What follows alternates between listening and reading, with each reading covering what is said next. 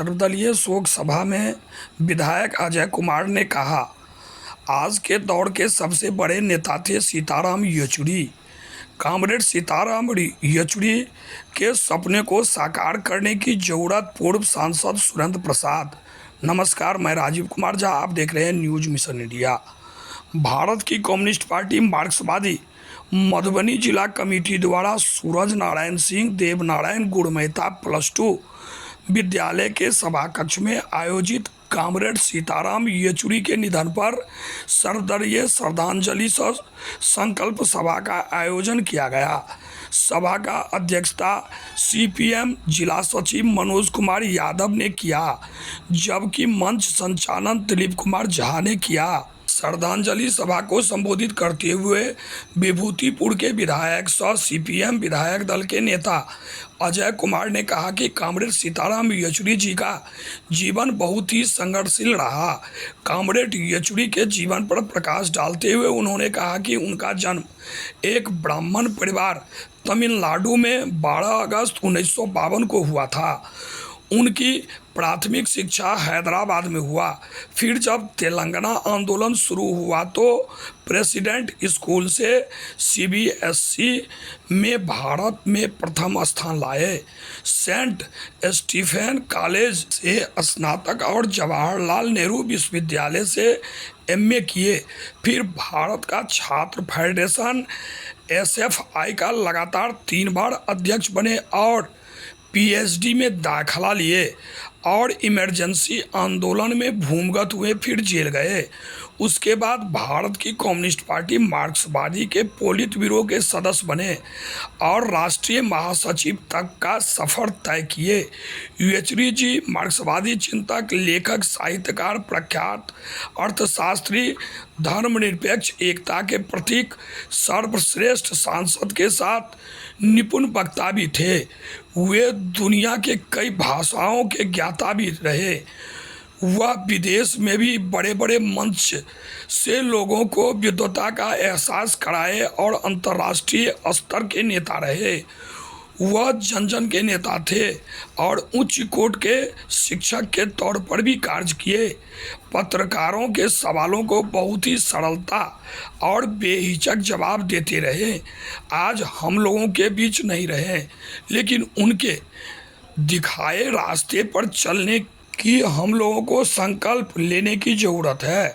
भारत के धर्मनिरपेक्ष एकता, भाईचारा, सामाजिक न्याय, समानता के साथ ही किसान मजदूरों के लिए सदैव अपनी बातों को मजबूती से रखते रहे। वक्ताओं ने कहा कि येचुरी जी बहुत ही लोकप्रिय नेता थे। उन्होंने धर्मनिरपेक्ष दलों के एकजुटता के लिए सदैव तत्पर रहा करते थे। सांप्रदायिकता के खिलाफ लोगों और नेताओं को गोलबंद कर समान विचारधारा वाले को एक मंच पर लाने का अथक प्रयास करते रहे। वे बहुत ही सुलझे हुए नेता रहे। आज हम सब के बीच नहीं रहे, जो बहुत ही पीड़ादायक है, लेकिन भारतीय इतिहास में अमर हो गए। पूर्व सांसद सुरेंद्र यादव ने कहा कि येचुरी जी सांसद में जबरदस्त भाषण किया करते थे। जब सांसद कार्यकाल में अंतिम भाषण किए तो कई सांसद रोने लगे। उनके अंदर जबरदस्त प्रतिभा था, वे प्रतिभा के धनी थे। सांसद में जनता के बुनियादी सवालों को जोर शोर से किसान, मजदूर, नौजवान, महिलाओं सबके लिए वे एक आवाज़ रहे। पूर्व विधायक रामाशीष यादव ने कहा, जब सांसद में बोलने का समय आता था तो उनकी बातों को माननीय सर्वोच्च सांसद में मौजूद लोग बड़ी गंभीरता से उनकी बातों को सुनते थे। सत्ता या विपक्ष सभी उनको सम्मान के साथ सुना करते थे। वे बड़े बड़े सेमिनार में जाते रहे जहां उनकी प्रतिभा से लोगों को समा बांध देते थे और दुनिया उनको सुनते थे। वे अपने विचारों, सिद्धांतों से कभी समझौता नहीं किए। वक्ताओं ने कहा, आज के समय में उनके निधन से अपूरणीय क्षति हुई है। हम सब आज संकल्प लें, हम सब उनके विचारों पर मजबूती के साथ चलें। हम सभी को उनके विचारों से सीखने की जरूरत है। वे काफ़ी सरल स्वभाव, साधारण जीवन, हंसमुख रहा करते थे। बड़े सम्मान के साथ लोग उनको देखते थे। वे जनता के बीच काफ़ी लोकप्रिय रहे।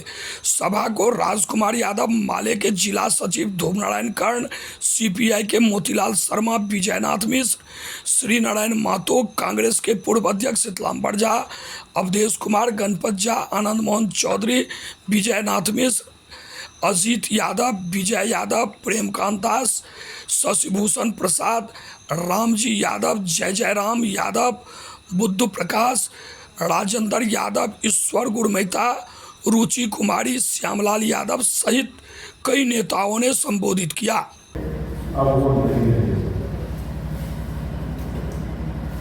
उनके नहीं रहने का आम तौर पर न सिर्फ भारत की कांग्रेस पार्टी मार्क्सवादी के नेतृत्व को इस सूचना जो दिया गया, यह सूचना स्वीकार्य था, हो रहा था, बल्कि दूसरी भी राजनीतिक पार्टियां जो सुन रहे थे, उनके नेतृत्व के लोग, उन्हें इस पर भरोसा नहीं हो रहा था। लेकिन सत्य तो यही तो एक सत्य है, जब आपका मृत्यु ही तो एक सत्य है। और उसके बाद कॉमरेड सीताराम को श्रद्धांजलि, उनके निधन की सूचना के बाद आप गौर कीजिएगा कि तमाम जो बड़े बड़े टीवी के एंकर थे या बड़े बड़े जो पत्रकार थे, उन्होंने श्रद्धांजलि दिया और देश की तमाम राजनीतिक पार्टी के बड़े बड़े नेताओं ने श्रद्धांजलि दिया। अगर आप उस श्रद्धांजलि के ट्वीट को, जो ट्वीट के माध्यम से श्रद्धांजलि दिया था, मैं और तमाम लोगों को छोड़ता हूं, भारतीय जनता पार्टी के रक्षा मंत्री राजनाथ सिंह, उन्होंने ट्वीट किया और लंबा ट्वीट किया। उन्होंने क्या लिखा? ट्वीट करते हुए उन्होंने लिखा कि आज सिर्फ भारत की कांग्रेस पार्टी